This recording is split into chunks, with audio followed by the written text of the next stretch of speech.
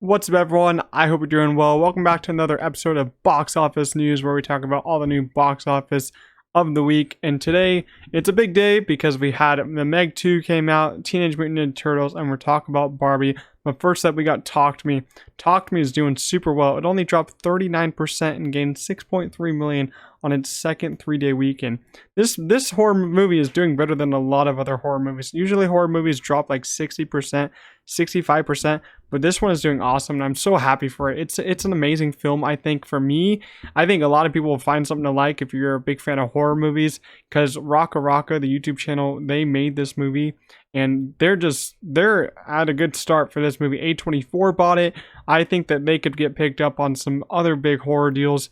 And I think that this one is going to make a lot of profit because, as we said before in my review, it had a really low budget, $4.5 million budget for a horror movie that actually looks like really good. It looks like A24 made it, but A24 only bought it. But it does look like an A24 film because we did compare it to Hereditary. But we got Teenage Mutant Ninja Turtles open this week, and it grossed 28 million on its 3-day weekend, but it grossed 43.1 million on its 5-day weekend because it did open on a Tuesday night. Some movies open, most movies open on a Thursday night. This one opened on Tuesday night because it's more of a kids movie. I did see this one twice. I think it's very good. A little too childish for me at some points. I think the third actors struggle. But I think this is a great opening for this movie. I think it only has like a $70 to $80 million budget. So, I'm not sure how much this is going to make in the long run because we have to see how much it drops in the coming weeks. But I think it will do pretty well because it is a kids movie, and I think parents will go out and take their kids in the second week, the third week, and I think kids will go over and see it 2 times, maybe 3 times. Won't be as successful with the Mario movie, but I think it will have legs like Elemental. Elemental is doing crazy with its legs. Everyone thought it was going to fail.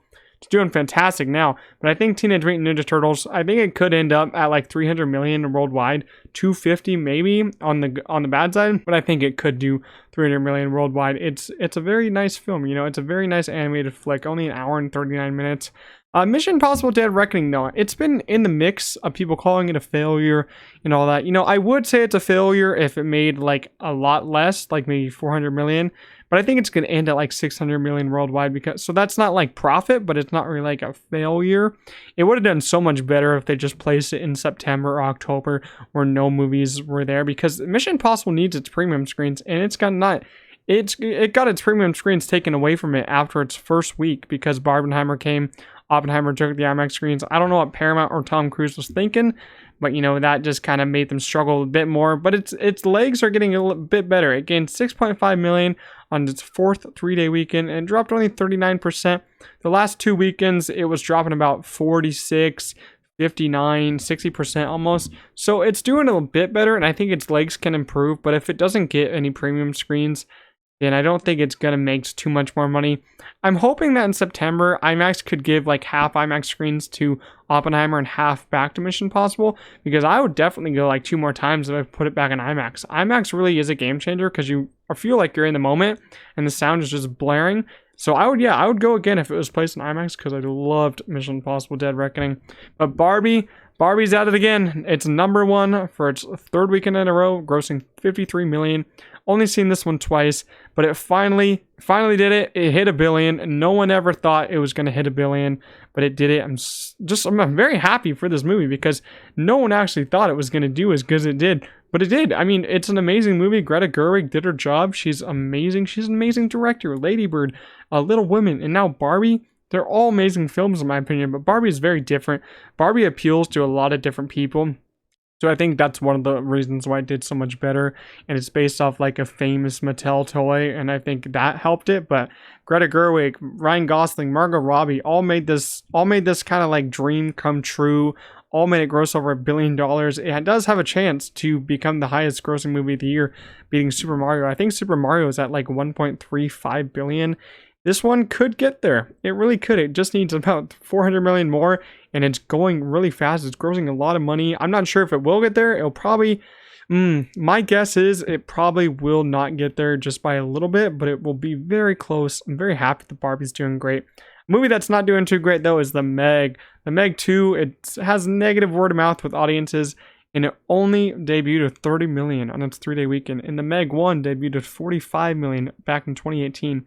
Well, the Meg 2 will do great internationally, like in China. It will not do good in the US. It's not going to have good holds next week or the week after, which is kind of disappointing because I think it is kind of fun in the last 40 minutes, but the first hour is such a bore, in my opinion.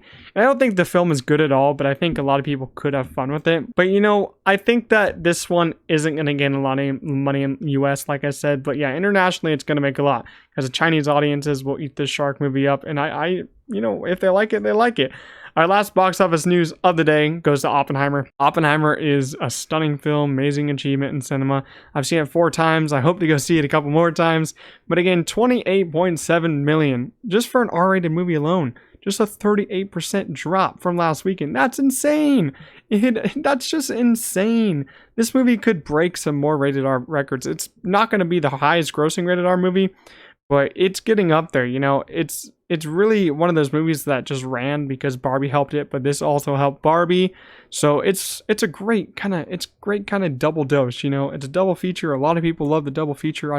I went to the double feature and it was amazing. But Oppenheimer, it's gonna make a lot of profit. I bet Christopher Nolan is gaining a lot of money from this film because I bet he had a deal with the studio to gain like 10% of the first box office gross. So he's probably gonna take home like 50 million from this movie, which is absolutely insane. I hope Christopher Nolan starts working on his next movie when the strikes finish, because I'm really interested to see what he will do next. I want him to do another historical drama or biopic. That would be awesome. But Oppenheimer is a stunning film. Everyone loves it. I don't think the only bad reviews I've seen just are kind of funny to me. So I think I've seen all good reviews for this movie, but this movie will end up making tons more money. We'll see how long it keeps IMAX screens for, because you do have Blue Beetle coming in 2 weeks, but I don't think Blue Beetle is going to hold on those IMAX screens too long. I think Oppenheimer will have IMAX screens for a while, probably until September.